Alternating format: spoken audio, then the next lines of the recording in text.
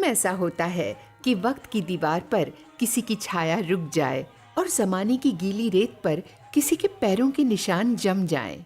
किसे मालूम था कि 9 जुलाई 1925 को बेंगलोर में एक मामूली बैंक क्लर्क के घर में पैदा होने वाला वसंत कुमार पडुकोण उन्हीं लोगों में से एक है, ये दुनिया जिनके आने का इंतजार करती है। वो बेंगलोर में पैदा हुए थे और माँ बहुत छोटी थी। उस ज़माने में उनकी शादी 12 साल की थी और हमारे पिताजी शायद 10 साल से बड़े थे। तो काफ़ी एज डिफरेंस था और छोटी थी उस वक्त। 15 साल में हमारे बड़े भाई ने जन्म दिया। शिवशंकर पडुकोण और वासंती की पहली औलाद वसंत अपनी दूसरी सालगिरह के दिन बुरी तरह जख्मी हुआ कि जान के लाले पड़ गए। उस समय एक साधु ने बताया कि इस बच्चे का नाम बदल दिया जाए तो ये ठीक हो जाएगा। चुनाचे गुरुवार को पैदा होने वाले वसंत कुमार का नाम गुरुदत्त रख दिया गया। गुरुदत्त 5 साल के थे जब उनके पिता को वर्मा शेल कंपनी में नौकरी मिल गई और वे परिवार के साथ बेंगलोर से कोलकाता चले आए। भवानीपुर में जहां गुरुदत्त रहते थे, उनके घर के बाहर ही एक बड़ा सा मैदान था जिसमें मेले लगते थे और यात्रा वाले अपने तमाशे दिखाते थे।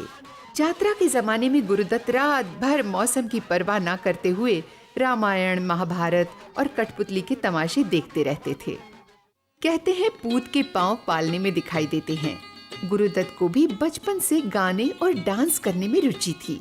उनकी माताजी ने एक जगह लिखा है कि 1935 में जब उदय शंकर कोलकाता आए थे, उनका प्रोग्राम देखने के लिए सभी लोग गए थे।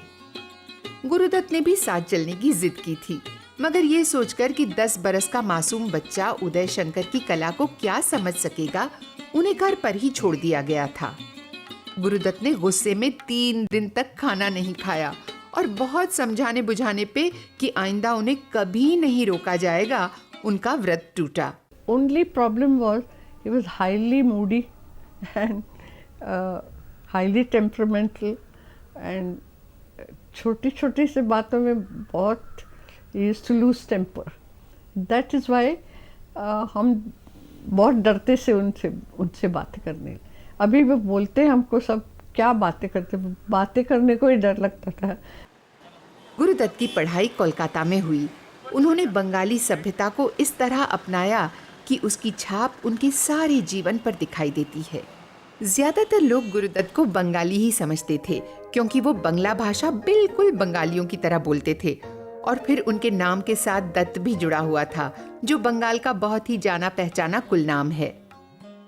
गुरुदत्त के बचपन में जिन लोगों ने उनके जहन पर गहरा असर डाला, उनमें एक नाम गुरुदत्त के रिश्ते के मामा बालकिशन बेनेगल का भी है। ये बी बेनेगल मशहूर डायरेक्टर श्याम बेनेगल के चचा थे। वो बहुत अच्छे पेंटर थे और फिल्मों की होर्डिंग्स बनाने के लिए मशहूर थे। गुरुदत्त को अपने मामा की एक पेंटिंग, जिसमें एक आदमी सांप को अपने शरीर पर लपेटे हुए खड़ा है, इतनी ज्यादा पसंद आई कि वे अपने मामा के पास गए और कहा, मामा जी, ये पेंटिंग इतनी अच्छी है कि इसे देखकर मेरा दिल डांस करने को चाहता है। और जब मामा ने उनकी हिम्मत बढ़ाई तो उन्होंने एक डांस बनाया जिसका नाम उन्होंने रखा सपेरा डांस। और जब सारे परिवार के सामने उन्होंने सपेरा डांस करके दिखाया तो देखने वाले हैरान रह गए। कमाल की बात यह है कि उस वक्त तक गुरुदत्त को संगीत या नृत्य के बारे में कुछ भी मालूम नहीं था। इस डांस पर उन्हें 5 रुपए का नकद इनाम मिला, जो शायद उनको मिलने वाले हजारों इनामों और पुरस्कारों में पहला था। गुरुदत्त को खेलने से ज्यादा पढ़ने में मजा आता था, खास तौर पे इंग्लिश और बंगला कहानियाँ। ये शौक उन्हें अपने पिता की तरफ से मिला था, जो पढ़ने के बहुत शौकीन थे। मगर गुरुदत्त का एक शौक जो कभी पूरा नहीं हो सका, वो था कॉलेज जाने का और डिग्री हासिल करने का। गुरुदत्त साहब पहले मैट्रिक में अपियर हो गए, तब माँ ने भी प्राइवेटली मैट्रिक किया वही साल में। They both appeared on the same year, and both of them passed in the same year, so which is very उस जमाने में it was a very big thing. उस समय उनके घर के हालात ऐसे थे कि गुरुदत्त के पास नौकरी करने के सिवा कोई चारा नहीं था। 16 बरस की उम्र में वो एक मिल में टेलीफोन ऑपरेटर हो गए और उनकी तनख्वाह थी 30 रुपए महीने, यानी 1 रुपया रोज। फर्स्ट सैलरी जब मिल गई तो उन्होंने आके इतना खुश से सबके लिए कुछ न कुछ खरीदा। हमारे लिए एक छोटा फ्रॉक और माँ के लिए कुछ और हमारे पिताजी के लिए, और उनके स्कूल के टीचर थे और उनके लिए भगवत गीता। तो ऐसे उनकी वही जनरॉसिटी जो पहले जो दिखाई देती है आखिर तक वैसे ही थे वो। उदय शंकर के इंडिया कल्चर सेंटर अल्मोड़ा जाने और डांस, ड्रामा और म्यूजिक सीखने का अरमान बीबी बेनेगल ने पूरा किया। 1941 में गुरुदत्त अल्मोड़ा पहुंच गए, जहां उन्हें एडमिशन तो मिला ही, उनका टैलेंट देखते हुए 5 साल के लिए 75 रुपए सालाना स्कॉलरशिप भी दी गई। उस जमाने में 75 रुपए बहुत बड़ी रकम होती थी।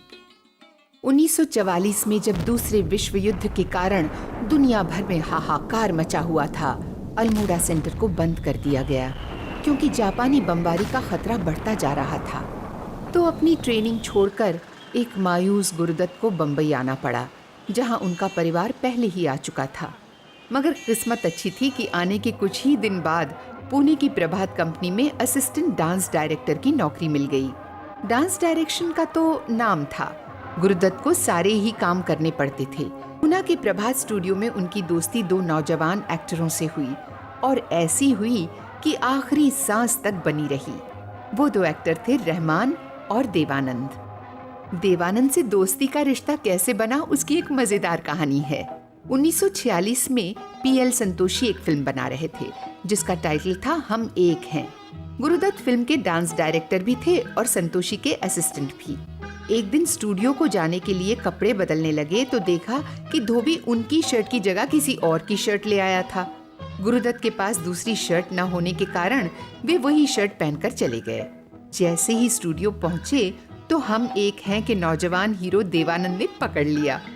वो शर्ट जो गुरुदत्त पहने हुए थे असल में देवानंद की थी। गुरुदत्त ने सच्चाई बताई तो देवानंद ने दोस्ती की यादगार के तौर पर वो शर्ट गुरुदत्त को ही दे दी। If Gurudutt had ever a friend in Prabhat in his struggle days, that was me, and vice versa. Gurudutt and I have tramped the streets of Bombay. Gurudutt and I used to go to his house. His mother would cook food for us. He was struggling, poor boy, and I was also very poor. Then we met in Prabhat. He was an assistant director. He was an assistant dance director, assistant director to the great directors. I was struggling, I was learning. And we hit on and we promised each other कि हम जब बहुत बड़े हो जाएंगे तो आप हमारी फिल्म बनाना, और आप बहुत बड़े हो जाओगे तो हम आपके पिक्चर में स्टार होंगे. So when I opened my company Navketan, I brought him in to do a picture called Bazi and hit high. Gurudatt जो फिल्म मेकर हैं, ये उन फिल्म मेकर में से हैं जो सोचते एक पोइट की तरह हैं, देखते एक पोइट की तरह हैं, ज़िंदगी से ताल्लुक़ एक पोइट की तरह रखते हैं, जिनके महसूसियात, जिनके एहसास जो हैं वो ज़िंदगी की इंटरनल भावनाओं से जुड़े हुए हैं। मुझे उनके सारी फिल्में पसंद है। वो बहुत लायक थे, उसने कोई पिक्चर ऐसी नहीं बनाई जो बेईमानी हो। वो हर पिक्चर के मान ही होते थे और काम भी इतना ही खूबसूरत करता था। नैयर ने मुझे कहा कि भाई आबा एक गाना मेरा गा दो, मैं आपकी मेहरबानी होगी, मेरी ज़िंदगी बन जाएगी, मेरा एक गाना गा दो तुम। हमने कहा अच्छा भैया गा देंगे। हमने गा दिया और वाकई वही चीज़ हुई, उनको एकदम टॉप आ गया उस गाने से। गाना ओवर हिट हो गया। कहीं यार कहीं पार लगा तीरे नज़र, सैया घायल किया रे मेरा तूने मेरा जिगर। बहुत ही अच्छे डायरेक्टर थे और हमेशा जब भी आते थे सेट पे तो वो हमेशा सोच समझ के आते थे कि कैमरा कहाँ रखना है, किस तरह बुलवाना है, किस तरह गाने के एंगल के हिसाब से किस तरह मुंह बनाना है, वो सब बताते थे। और जब परफेक्ट हो जाता था तब वो हमें कहते थे कि ओके, तब शॉट लेते थे। एक्चुअली जब तक वो सेटिस्फाइड नहीं होते थे तो वो ओके नहीं बोलते थे।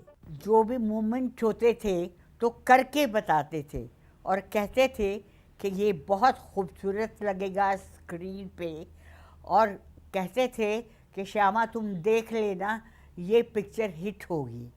आर पार के फौरन बाद आई मिस्टर एंड मिसेस 55। नए और पुराने विचारों के इस टकराव को देखने वालों ने बेहद पसंद किया और फिल्म ने दर्जनों शहरों में गोल्डन और सिल्वर जुबली मनाई।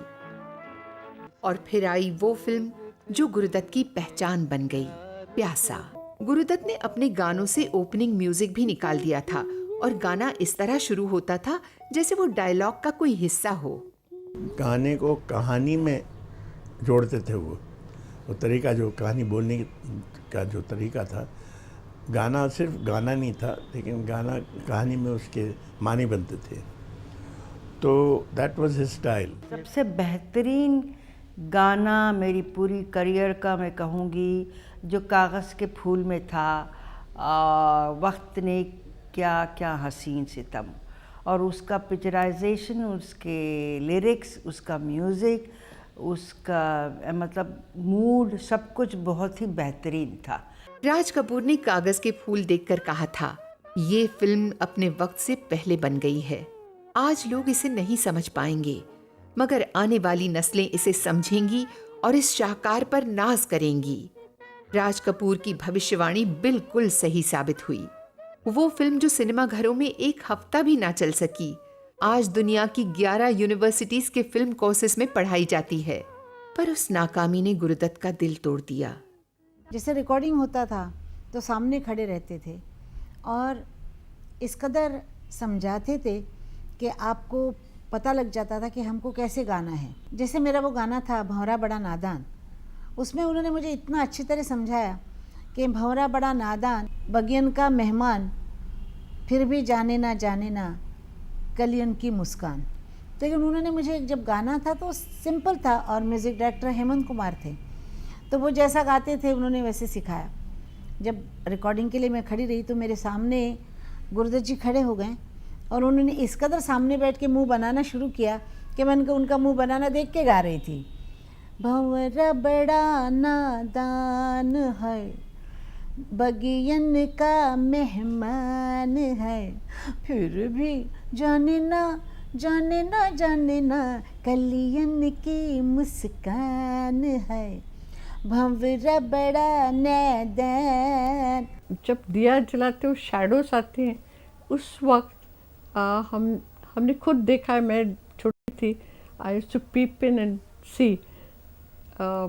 ही used to create forms with his hands on like shadow, और वो जो उन्होंने उस वक्त shadow light and shadow light, और वो जो इनोवेटिव क्रिएटिविटी जब कर रहे थे उस वक्त जो देखा था, मुझे अभी तक याद है कि साहेब बीबी और गुलाम में वो एक सीन है मीनू मुमताज़ की डांस का, और उसके पीछे जो डांसर्स डांस करते हैं, और that is a brilliant sequence where he is shown the light and shade. Orson Welles का एक स्टाइल हुआ करता था यूजिंग शैडोज़ एंड लाइट।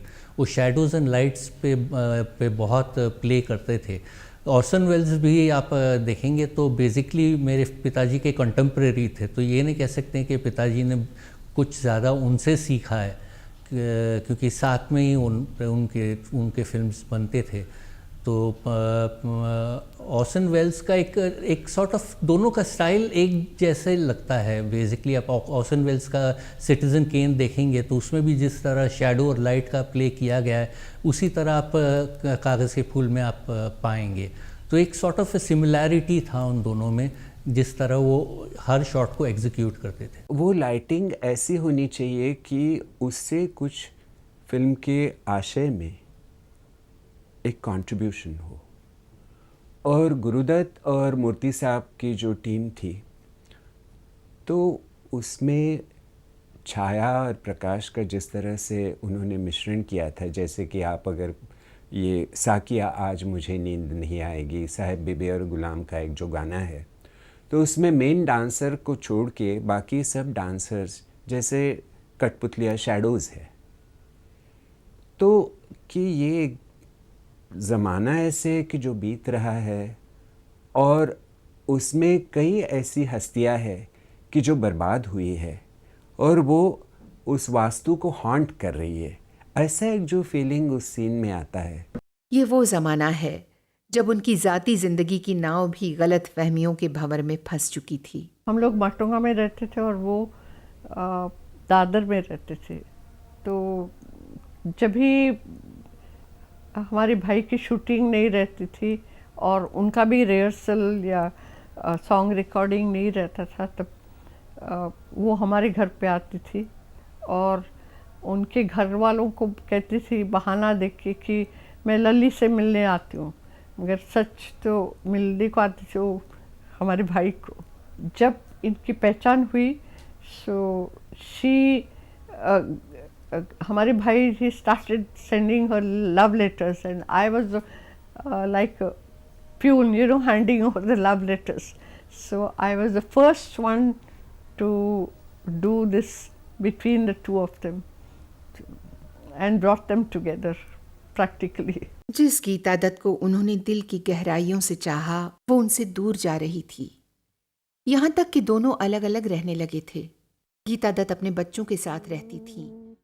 दुख की बात है, जब वो जिस रात को वो गए, सबसे आखिरी बात सिर्फ मेरे से हुई थी। रात के 12 बजे उन्होंने फ़ोन करके मुझे पूछा था, तुम्हारे पास गीता है क्या? मैंने बोला नहीं, गीता दी चली गई हैं, अभी यहाँ नहीं है। उनका यही सवाल था, कहाँ मिलेगी मुझे वो? तो मैंने कहा था कि शायद घर गई होंगी। इसके बाद उनकी किसी से बात नहीं हुई और सुबह फिर मैं जब घर गई थी तो वो नहीं थे। इतने बड़े इंसान का अंत इतना जल्दी नहीं होना चाहिए कभी।